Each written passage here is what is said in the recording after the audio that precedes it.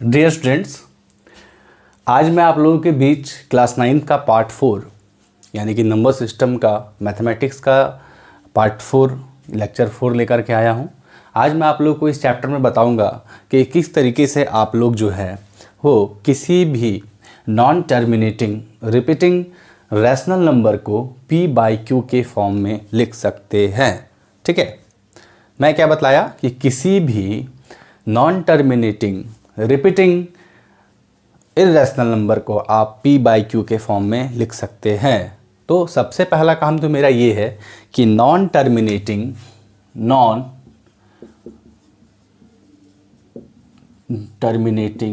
और रिपीटिंग क्या होता है मैं आप लोगों को बतला दूं। हालांकि मैं अपने नंबर सिस्टम के लेक्चर नंबर 1 में यानी पार्ट 1 में नॉन टर्मिनेटिंग रिपीटिंग के बारे में बतला दिया हूं, लेकिन फिर भी अगर आप इस लेक्चर में नए हो तो ये चीज़ जान बहुत ज़रूरी है। ठीक है ना। नॉन टर्मिनेटिंग रिपीटिंग का मतलब क्या होता है? सबसे पहले नॉन टर्मिनेटिंग का मतलब होता है द नंबर विच रिपीटेड, है ना, मतलब जो बार बार रिपीट करता है। ठीक है, मतलब वो टर्मिनेट नहीं होता है, यानी वो खत्म नहीं होता है ना। रिपीटिंग, है ना, मतलब वही नंबर रिपीट करेगा। टर्मिनेट माने चलते रहना और रिपीट मतलब बार बार आना। ठीक है, जैसे फॉर एग्जांपल 0.3333 और ये चलता चलेगा। ठीक है, तो इस तरीके के नंबर जो होते हैं वो रैशनल होते हैं। इसका नेचर कैसा होता है? रैशनल का होता है। और यही नंबर जो है वो क्या कहलाता है? नॉन टर्मिनेटिंग और रिपीटिंग कहलाता है। तो इसी तरीके के नंबर को आपको जो है वो p/q के फॉर्म में लिखना है। तो p/q के फॉर्म में लिखने का जो तरीका होगा वो क्या होगा? ठीक है, सबसे पहले मैं आप लोगों को बतलाऊंगा कि आप लोग कैसे जो है वो अपने बोर्ड एग्ज़ाम में या फिर कह सकते हो स्कूल एग्ज़ाम में जो आप लिखोगे उसमें जो है आप कैसे क्वेश्चन को सॉल्व करोगे। ठीक है, नेक्स्ट मैं आप लोगों को बतलाऊंगा कि यही क्वेश्चन, अगर इसी टाइप का क्वेश्चन आपके एनटीएससी के एग्ज़ाम में या फिर आप कह सकते हो कि ओलंपियाड के एग्ज़ाम में अगर आ जाए तो उसको सॉल्व करने का तरीका क्या होगा। ठीक है, क्योंकि एनटीएससी के एग्ज़ाम में भी इस टाइप का क्वेश्चन पूछा जाता है और ओलंपियाड के एग्ज़ाम में भी इस तरीके का क्वेश्चन पूछा जाता है। इसलिए नहीं पूछा जाता है चूँकि वो क्वेश्चन आप पढ़ रहे हैं, इसलिए चूँकि ये टाइम टेकिंग होता है। लेकिन मैं आप लोगों को समझाऊंगा कि कैसे कम टाइम में, मतलब 2 से 3 सेकंड में आप लोग जो है नॉन टर्मिनेटिंग रिपीटिंग वाले नंबर को p/q के फॉर्म में लिख सकते हो। लेकिन पहले मैं आप लोगों को ट्रेडिशनल मेथड के बारे में बतलाऊंगा, जो मेथड आपका एनसीईआरटी में यूज़ किया गया है और जो मेथड आप लोग का स्कूल में पढ़ते हो या आपके टीचर के द्वारा स्कूल में पढ़ाया जाता है। तो आइए हम लोग कुछ एग्जाम्पल लेते हैं और उसको जो है p/q के फॉर्म में लिखते हैं। ठीक है, 0.3 पे बार पहला एग्जाम्पल मैं ये ले लेता हूँ। दूसरा मैं ले लेता हूँ 0.6 पे बार। तीसरा एग्जाम्पल मैं ले लेता हूँ आपका 0.001 पे बार। ठीक है, इसमें 2 क्वेश्चन आपके एनसीईआरटी के हैं और एक क्वेश्चन मैं खुद से लिया हूँ। तो चलिए देखते हैं कि कैसे हम लोग जो है क्वेश्चन को सॉल्व करेंगे। नाउ अभी जो है ये p/q के फॉर्म में लिखा जाएगा या नहीं लिखा जाएगा या है भी कि नहीं वो तो हमको पता नहीं है, लेकिन यहाँ पे टर्मिनेटिंग यानी कि अगर बार लगा हुआ है तो आप लोगों को समझ जाना है कि वो नंबर कैसा है, आपका नॉन टर्मिनेटिंग रिपीटिंग के टाइप का नंबर है। तो उसको आप कैसे सॉल्व करोगे, तो चलिए आइए देखते हैं, है ना। तो सबसे पहला जो मैं फर्स्ट क्वेश्चन को सॉल्व कर रहा हूँ, है ना, हम लोग के पास क्या है? वी हैव 0.3 टू दी बार, है ना। अब सबसे पहले आपका जो काम है यानी कि स्टेप नंबर 1, पहला स्टेप में आप लोगों को क्या करना है? मान लेना है कि ये x के बराबर है, मतलब ये जो है और वही x जो है वो p/q के फॉर्म में आपका लास्ट में आएगा। तो आपको मान लेना है कि let x equals to 0.3 to the bar, यानी कि ये जो नंबर है वो x के बराबर है। उसके बाद आपको क्या करना है? बार को हटाना है, और बार का मतलब क्या होता है? बार बार, है ना, बार बार वो रिपीट होता चला जाएगा। तो ये आपका आ गया 0.33333 और ये जब बढ़ता चला जाएगा। ठीक है, नेक्स्ट स्टेप जो है आपको क्या करना है, यानी स्टेप नंबर 2। स्टेप नंबर 2 में आपको देखना है कि भाई बार जो है वो कितने नंबर पे है, यानी कि आपका पॉइंट के बाद जो नंबर है, ठीक है, उसमें बार कितने नंबर पे बार लगा हुआ है? तो 1 नंबर पे लगा हुआ है ना। यदि 1 नंबर पे लगा हुआ रहेगा बार तो आपको 10 से बोथ साइड मल्टीप्लाई करना है। अगर 2 नंबर पे रहेगा, है ना, यानी कि 2 डिजिट्स पे फॉर एग्जाम्पल अगर ए पे सिर्फ रहेगा तो 10 से, अगर ए और बी पे रहेगा तो 100 से, है ना, ये मल्टीप्लाई का साइन है, मल्टीप्लाई। अगर 3 पे रहेगा तो फिर 1000 से, बोथ साइड, है ना। वो ये मैं क्या बतला रहा हूँ, ये देखिए अभी जो है, अभी यहाँ पे एक नंबर पे बार है, तो आप लोग क्या करोगे, इसको मान लोगे इक्वेशन नंबर 1, इक्वेशन नंबर 1। उसके बाद now multiply both side by, आपको यहाँ पे एक लाइन लिखना है, मल्टीप्लाइंग बोथ साइड बाय 10, है ना। अब मैं यहाँ 10 से क्यों मल्टीप्लाई कर रहा हूँ, चूंकि बार जो है वो एक ही नंबर पे है ना। तो अब अगर दोनों साइड हम लोग 10 से मल्टीप्लाई करें तो क्या हो जाएगा, 10x, है ना। 10 को x से किया तो 10x, और फिर 0.3333 इंटू 10, ठीक है। तो ये क्या देगा हम लोग को, 10x इक्वल्स टू 3.3333 सोन, है ना। यहाँ पे क्या हुआ कि एक जो आपका डेसिमल था वो उठ के यहाँ पे आ गया, है ना, इस साइड चला जाता है। जब भी अगर आप 10 से मल्टीप्लाई करोगे तो यहाँ पे 100 से करते तो ये 2 डिजिट को इधर ले आता, अगर 1000 से करते तो 3 डिजिट को ले आता, ठीक है। वो आप करके देख भी सकते हो, और सभी को मेरे को लगता है कि डेसिमल वाला मल्टीप्लिकेशन आता भी होगा, ठीक है। नाउ अब क्या है, इसको आपको मान लेना है इक्वेशन नंबर 2, ठीक है।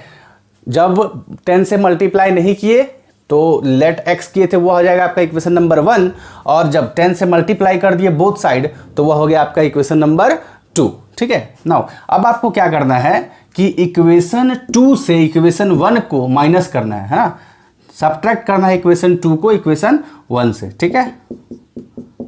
तो आप लिख सकते हो subtracting equation 2 by equation 1 we get, हम लोग क्या पाएंगे, है ना, हम लोग पाएंगे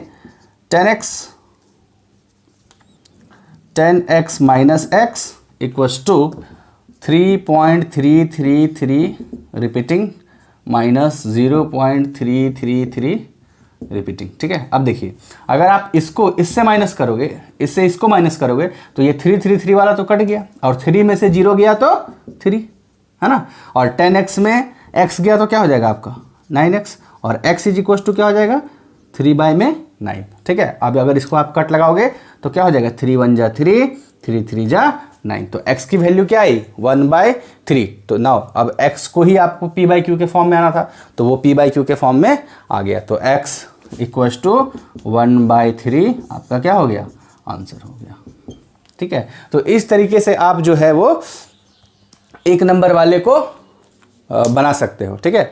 आप सेकेंड वन जो है वो खुद से ट्राई करो, है ना, और ट्राई करने के बाद देखो इस फॉर्म से उसका आंसर आ रहा है कि नहीं। ये आपके एनसीईआरटी का क्वेश्चन है 0.6 टू दी पावर, आप आंसर मैच करो, है ना। अगर नहीं समझ में आती है तो कमेंट बॉक्स में कमेंट करो, है ना, और उसके बाद भी अगर नहीं समझ में आती है तो आप कमेंट कर सकते हो, मैं फिर से आपको इस तरीके का एक क्वेश्चन और सॉल्व करके पोस्ट कर दूंगा, ठीक है। नेक्स्ट क्वेश्चन जो है वो नेक्स्ट टाइप का, वो हम लोग देखेंगे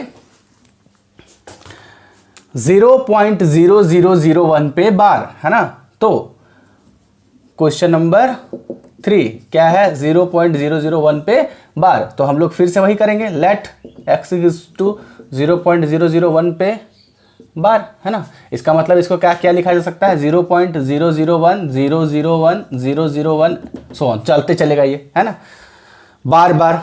उसके बाद इसको इक्वेशन फिर क्या मानना है 1 मानना है। उसके बाद नेक्स्ट स्टेप जो है आप लोग का क्या होगा कि आप लोग को देखना है कि बार कितने नंबर पे है, तो 3 नंबर पे। अगर 3 नंबर पे होता है तो कितना से मल्टीप्लाई करते हैं, 1000 से करते हैं। तो चलिए अब 1000 से मल्टीप्लाई करते हैं, है ना। फिर यहाँ पे आप लिखोगे मल्टीप्लाइंग बोथ साइड बाय 1000, ठीक है, मल्टीप्लाइंग बोथ साइड बाय 1000। इसके पहले वाले क्वेश्चन में मैं आप लोग को वर्डिंग सिखा दिया हूँ कैसे आप लोग को लिखना है। नेक्स्ट स्टेप में आप क्या करोगे, जब मल्टीप्लाई करेंगे तो ये आपका हो जाएगा 1000x, और यहाँ पे हो जाएगा आपका ये 3 नंबर आपका पॉइंट के इस साइड में आ जाएगा, है ना, मल्टीप्लाई करने पे आप देख भी सकते हो करके, तो आ जाएगा 1 पॉइंट। तो फिर बचेगा क्या, ये इधर 0 0 आ जाएगा, और 1 देखिए अगर 1 के बाद इधर 0 है तब तो वो हो गया 100, लेकिन 1 के इधर कितना भी 0 लगा दो उसकी कोई वैल्यू नहीं होती, इसलिए मैं यहाँ से 2 0 को क्या किया हूँ, हटा दिया हूँ। तो कन्फ्यूजन क्रिएट मत करना अपने माइंड में, ठीक है। यहाँ पे मैं 1 इसलिए लिखा हूँ क्योंकि ये 2 0 का कोई वैल्यू नहीं होता है, और ये तीनों डिजिट इधर आ रहा है पॉइंट के, ठीक है ना। अब देखिए बचेगा क्या, बचेगा आपका 001 001, और ये रिपीटिंग फॉर्म में चलता चलेगा, ठीक है। अब हम इसको क्या मानते थे, इक्वेशन 2 मानते थे, ठीक है। उसके बाद आपको क्या करना है कि इक्वेशन 2 को 1 से माइनस करना है, ठीक है। तो इक्वेशन 2 को अगर आप 1 से माइनस करोगे तो क्या पाओगे 1000x minus x 1.001001 repeating form में, और फिर 0 माइनस 0.001001 और ये चलता चलेगा, ठीक है। अब देखो ये पूरा कट गया, 1 में से 0 गया तो क्या बचेगा 1 बचेगा, 1000x में x गया तो क्या बचेगा 999x, और x की वैल्यू क्या हो जाएगी 1/999। तो ये आपका हो गया आंसर। तो कोई भी क्वेश्चन हो, इस तरीके का कोई भी क्वेश्चन है, बहुत ही ईजी वे में बनेगा और आप लोगों को टेंशन लेने की ज़रूरत है नहीं, ठीक है। अगर कोई क्वेश्चन नहीं बनता है तो आप कमेंट बॉक्स में कमेंट करो, मैं आपको फिर से वीडियो भेज दूंगा। नेक्स्ट, अब जो है ये तो मैं आपको बतलाया ट्रेडिशनल मेथड, है ना, मतलब कि किस तरीके से हम लोग बाय ट्रेडिशनल इसको सॉल्व करेंगे। लेकिन अभी मैं आप लोग को बतलाऊंगा ट्रिक, है ना, ट्रिक, कि कैसे आप ट्रिक से जो है इसको 2 से 3 सेकंड में सॉल्व करोगे, ठीक है। तो चलिए हम लोग कुछ क्वेश्चन और लिख लेते हैं और उसके बाद देखते हैं। तो 3 क्वेश्चन तो यहाँ है ही, है ना, तो इसी को यहाँ लिख लेते हैं। 3.1, सेकेंड को आप मान लो 0.6 टू दी पावर बार, और थर्ड को 001 पे बार, फोर्थ को मान लो 0.47 पे बार, है ना, फिफ्थ को मान लो 0.125 सिर्फ 5 पे बार, ठीक है। तो इस तरीके से कुछ एग्जांपल हम लोग ले लेते हैं। 6 और ले लेते हैं क्वेश्चन, है ना, 1.368 या 365 पे बार, है ना। चलिए ना देखते हैं कि हम लोग सॉल्व कैसे करेंगे। देखिए, जो सबसे पहला काम है, जिस तरीके से हम लोग ट्रेडिशनल मेथड में देखते थे कि कितने नंबर पे बार है, उसी तरीके से आप लोगों को भी देखना है कि कितने नंबर पे बार है, ठीक है। तो 1 नंबर पे है, तो आपको करना कुछ नहीं है, यहाँ पे लिख देना है 9। जितना नंबर पे बार रहेगा उतनी बार आप क्या लिख दो 9, ठीक है। तो यहाँ कितने नंबर पे था 1 नंबर पे था। नाउ सेकेंड स्टेप आपका क्या है कि पॉइंट के दिस साइड में जितना भी नंबर होता है उसको आप लिख दो। तो क्या था 3, उसके बाद माइनस का साइन लगाओ। अच्छा, कोई भी नंबर आपका ऐसा बच रहा है क्या जो यहाँ पे बार नहीं है, पॉइंट के दिस साइड में नहीं बच रहा है, तो लिखना है 0। तो ये क्या हो जाएगा 3/9, 3 1 जा 3, 3 3 जा 9, तो क्या आ जाएगा 1/3। ट्रेडिशनल से भी यही आंसर आया था हम लोग का। सेकेंड वन, 1 नंबर पे बार है, लगा दो 9। कोई नंबर छूट रहा है क्या, नहीं, तो 6 लिख दो और फिर -0, क्या आ जाएगा 6/9 यानी 2/3। 3 2 जा 6, 3 3 जा 9, तो उसकी आंसर क्या हो जाएगी 2/3। थर्ड क्वेश्चन, अब देखो यहाँ कितने नंबर पे बार है 3 नंबर पे, मतलब नीचे में 9 कितना होगा 3 होगा, अगर 4 होता तो 4, 5 होता तो 5, है ना, तो 3 नंबर पे था। नाउ अब जो है आपको क्या करना है कि जो भी नंबर पे बार है उसको यहाँ लिख देना है। तो अभी भी मैं बतलाया था कि इस साइड यानी कि दिस साइड में आपका लेफ्ट साइड में अगर 0 होता है तो उसकी कोई वैल्यू नहीं होती है कोई भी नंबर के, राइट साइड में होता है तो होता है ना। तो लेफ्ट साइड में तो यहाँ सिर्फ क्या हो जाएगा सिर्फ 1 हो जाएगा। 001 को सिर्फ 1 लिखा मैं, माइनस कोई भी ऐसा नंबर बच रहा है क्या जिस पे बार नहीं है, नहीं बच रहा है, तो यहाँ क्या लिखोगे 0, तो क्या हो गया 1/999, ठीक है। मेरे को लगता है कि इससे बेटर कोई तरीका नहीं हो सकता, लेकिन मैं आप लोगों को बार बार बतला रहा हूँ कि ये मेथड का यूज़ आप लोग स्कूल के एग्ज़ाम में, स्कूल के टेस्ट में नहीं करोगे। ये इस मेथड का एग्ज़ाम में मतलब कॉम्पिटिटिव एग्ज़ाम में आप कर सकते हो, या फिर आप कह सकते हो कि NTSC ओलंपियाड के एग्ज़ाम में कर सकते हो, जहाँ पे मतलब ABC वाला आपका ऑप्शन दिया हुआ रहता है। स्कूल एग्ज़ाम में भी अभी आपके MCQ आ रहे हैं, तो MCQ अगर रहेगा तो इस टाइप का इस मेथड से आप सॉल्व करके और उसको लिख सकते हो। और अगर MCQ टाइप में नहीं आता है, अगर 2 नंबर 3 नंबर या 4 नंबर में पूछा जाता है, तो आपको जो मेथड मैं इससे पहले बतलाया उस मेथड से सॉल्व करना पड़ेगा, ठीक है। नेक्स्ट क्वेश्चन, नेक्स्ट थोड़ा अलग टाइप का क्वेश्चन है। अलग इसलिए चूंकि यहाँ पे नंबर्स कितने हैं 2 हैं और बार कितने पे 1। तो मैं बार बार बतलाया हूँ कि बार जितने नंबर पर रहेगा 9 उतना ही लिखना है आपको। तो 1 नंबर पर है तो 1 ही 9 लिखेंगे। अब कितना नंबर छूट गया जिस पे बार नहीं है, तो 1 नंबर छूटा, तो यहाँ कितना लिखोगे 0 लिखोगे, ठीक है। अब उसके बाद आप लोगों को क्या करना है कि पॉइंट के बाद जो भी नंबर यहाँ पे लिख देना है माइनस।